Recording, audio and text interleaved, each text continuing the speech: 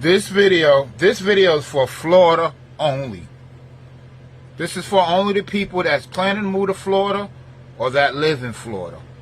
You need to really pay attention what this man is saying, because I told you Florida is going to be the first state to crash with this water crisis.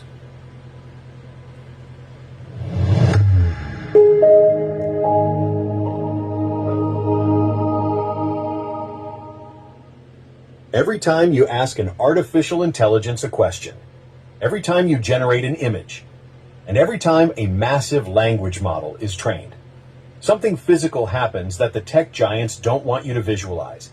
We have been sold a lie that the digital world lives in a weightless, invisible place called the cloud. We are told that the cloud is clean, efficient, and environmentally friendly.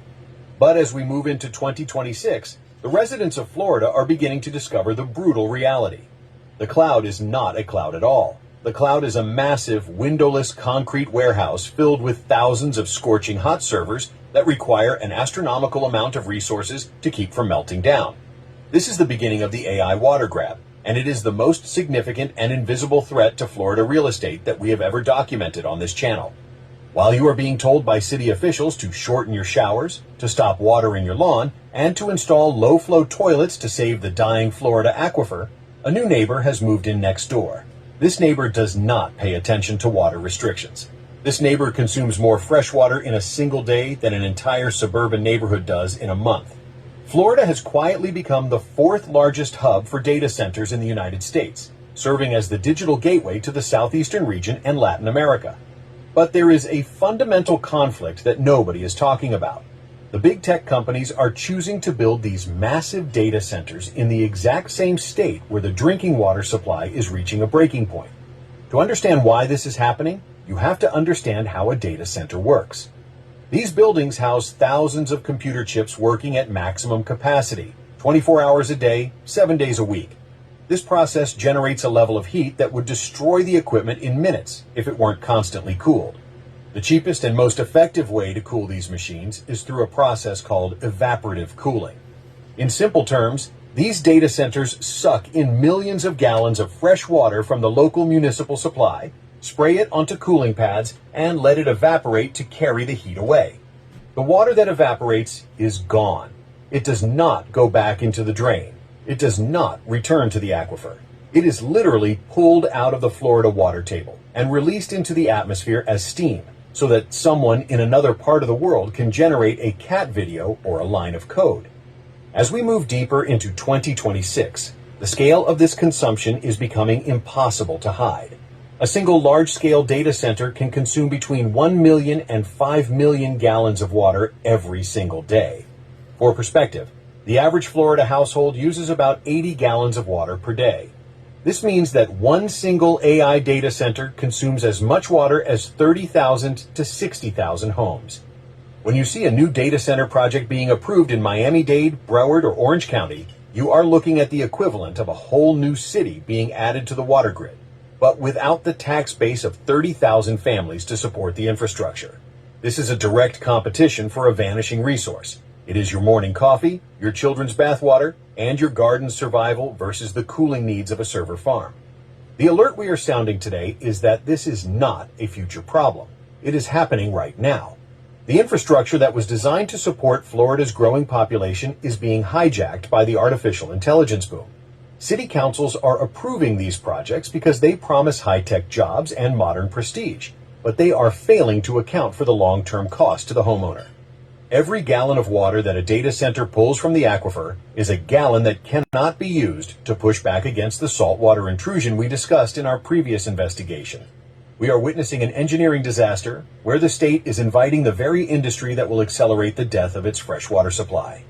In the next few minutes, we are going to look at the terrifying numbers behind this consumption and why your property value is now directly tied to the cooling bill of big tech. To truly understand the gravity of what is happening right now in 2026, we have to look at the numbers that tech companies try to bury in the back pages of their sustainability reports.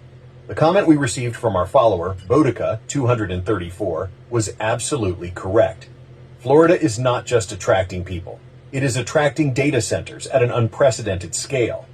Currently, there are massive projects coming online in places like Hillsborough, Miami, and the Interstate 4 corridor.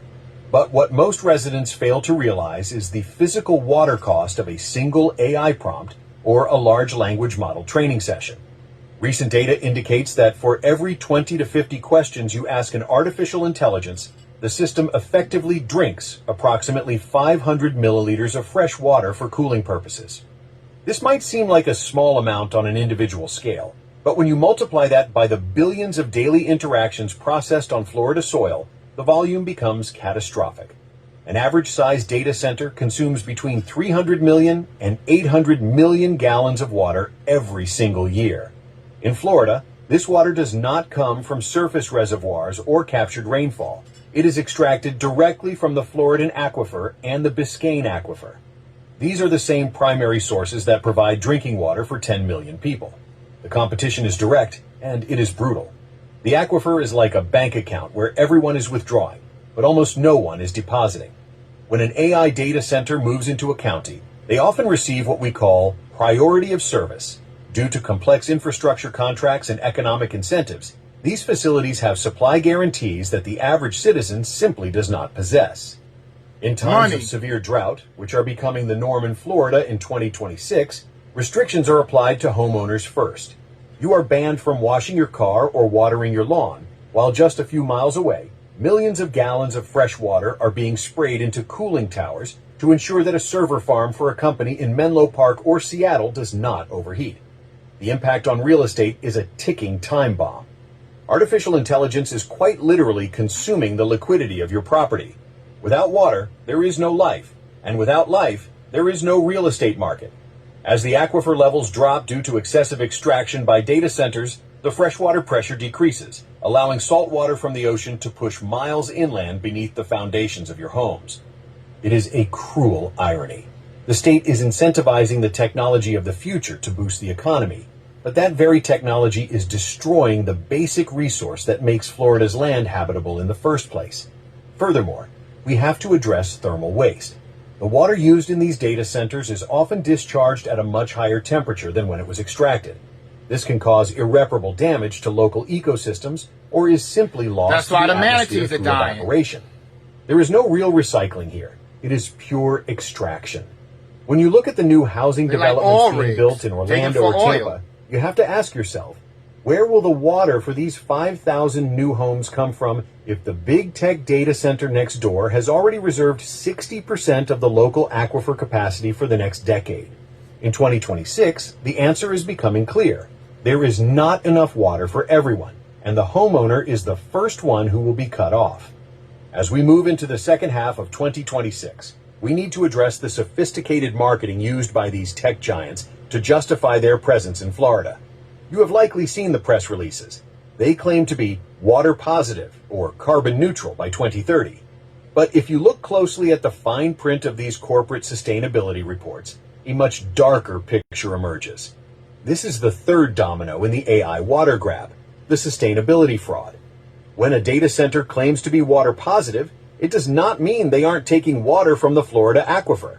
What it usually means is that they are buying water credits or funding restoration projects in other states or even other countries to offset the millions of gallons they are physically extracting from your backyard.